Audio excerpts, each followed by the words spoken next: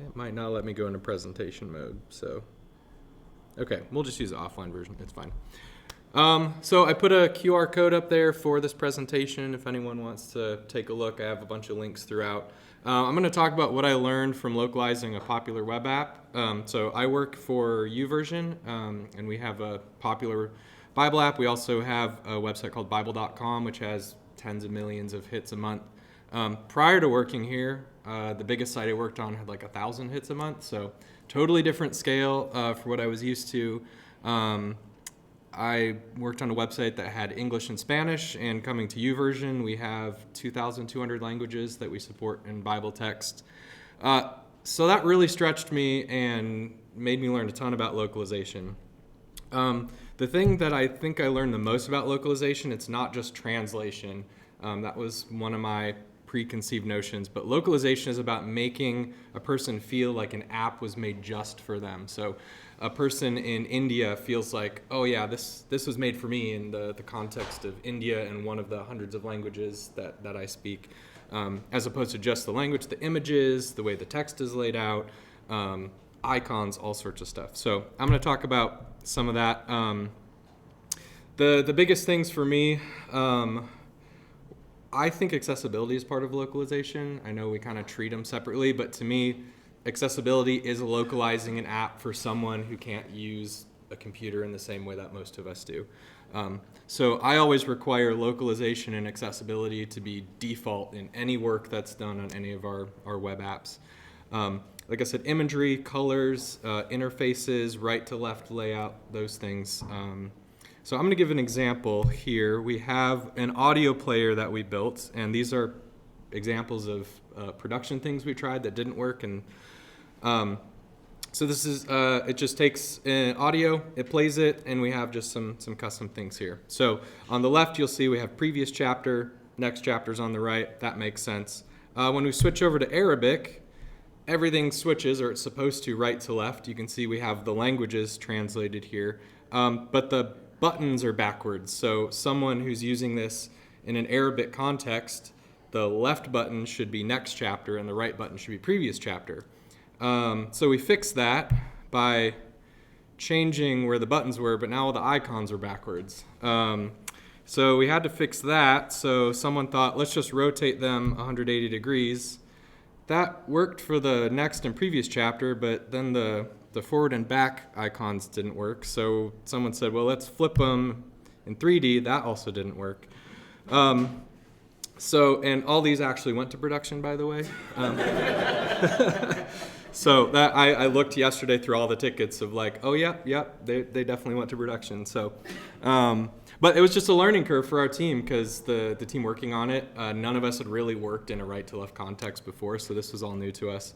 What we ended up actually doing is using, we use Tailwind, so a couple helpers, but we actually have the correct icons that have a left to right or right to left and then display none based on which context they're in. So if you come now to this right to left context, you get the actual left arrow and right arrow and vice versa. So the UI looks correct and it actually works the same. So you can see that was, none of that had to do with language. That all had to do with layout, icon choice.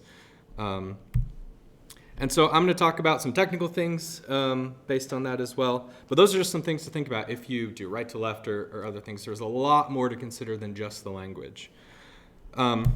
Language tags are foundational. There's a bunch of ways to skin this cat. There are a bunch of standards, but the one that right now is like the best one is IETF's BCP47. And it looks like this, where you can start with EN, which represents English. You can also have localized versions of that. So there's US English, Great Britain English, India English. And then if you look down at the ZH is one of the Chinese languages, the Hans actually says this is the particular like subset of font or something like that to render for this particular locale. So this is the Hong Kong Chinese, and we're using this Hans. There's one called Hant as well. So BZP47 allows you to, I guess, scale very broadly. It also has, so we work with certain Bible text that's been written for remote tribes in New Guinea, and it's the only thing that's in that language, and so that language code might not exist, and so we have to create it. BCP 47 allows a way for that to happen. You can create custom ones. So when you're getting started, it's easy to start with just like English, Spanish, Portuguese, German, but starting a foundation with this language tag using this format will allow you to scale in the future. The second thing is when someone visits your website, not just loading the English version first and making them pick something, but trying to do a best guess. So you can pull it from like a user settings if someone sets it there. You can also store the locale and cookies if someone has changed it. There's an accept language header that gets sent to the server by the browser that you can make a best guess from. You can do some IP address lookup stuff, and then if you get to the browser and you don't know what language it is, there is a navigator.language thing that you can pull from in JavaScript to try and say, this is our best guess at what we think your language is. So deliver that first and then let them change it. All right, CSS logical properties. This has to do with like right to left layout. Before it used to be, we'd have margin left, margin right, margin top. And these new CSS logical properties, I think they've been out for a few years, say essentially we're going to take the margin, but we're going to put it at the start of the inline, which for the most part is like the x-axis. And that way when we switch to right to left, that margin goes to the correct spot automatically. You don't have to say, am I in right to left? Now I got to switch the margin right and margin left. Just say, this is the start, this is the end. It works for top and bottom as well. There's a bunch of other logical properties, but that essentially lets CSS do all of that determination, and you only have to write your code one time. All right, string formatting. This is a big one that I learned. It's really easy to form strings in JavaScript. So this example here, this T function comes from I18 Next, which is the library we use for localization. There's a bunch of other ones. You can see here on the right, the example that I have a don't do. We say count years ago, which is great for English, 5 years ago. That works. But as soon as we go to German, in German, the 5 is actually in the middle of that phrase. And so if we form the string on the right, German literally cannot be translated. It's impossible.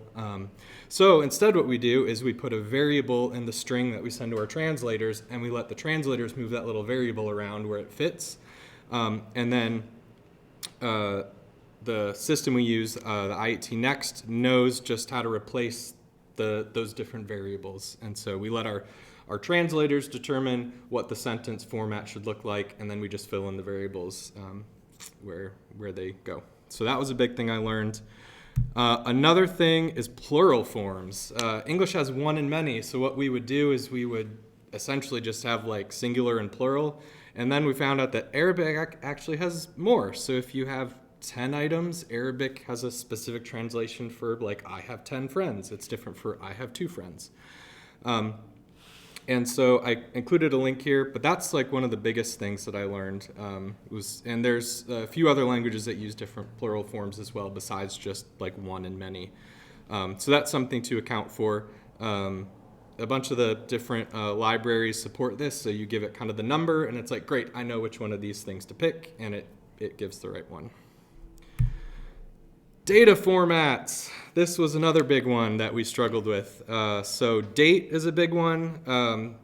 There are international dates. The one in the middle is how like Germany and Russia would do dates. The one on the right is how we would do it. Time is the same way. Some locales use 24 hours. Some use AM, PM. Currencies, there's different number formats, units. All those things help create that experience that says, yes, this app was made for me. I understand kilometers, I understand miles, so all those things. There's the JavaScript INTL object, which has a lot of these helpers. It is somewhat limited. So there are other things. I have a link at the end, I think. There's something called Day.js that we use that has a lot of internationalization. But for some locales, you just have to do it yourself because they're not supported. Okay, URLs. You can actually localize URLs, and Google supports it for search indexing. So you can see this is a live example for we call it a collection. It's just like a series of videos.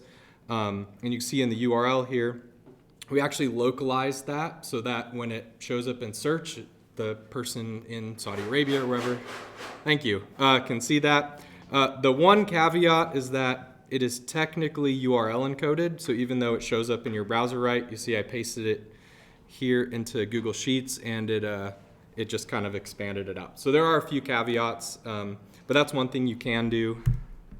Icons is another thing. So our app, we support 63 app interface languages, and so each of those on Android at least has its own custom app icon. You can do the same thing for your icons in your app.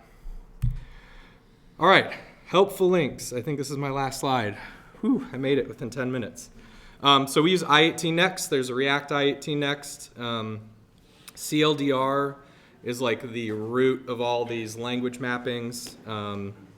Yeah, so there you go. Oh, I also wrote a blog article that goes along with this if you want to read more. It's right there. So that's it.